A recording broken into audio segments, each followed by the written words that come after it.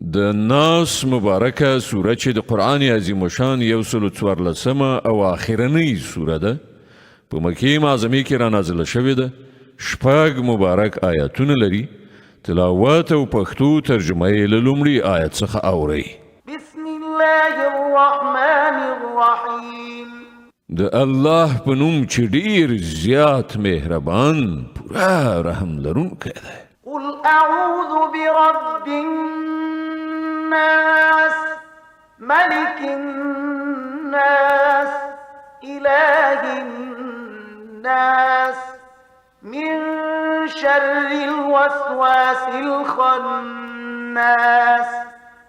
الذي يوسوس في صدور الناس من الجنة والناس.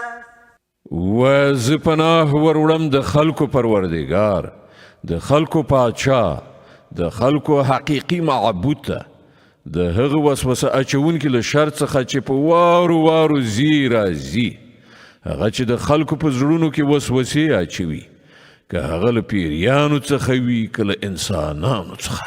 صدق الله العظیم. الله ستر رښتیا ویونکی دی.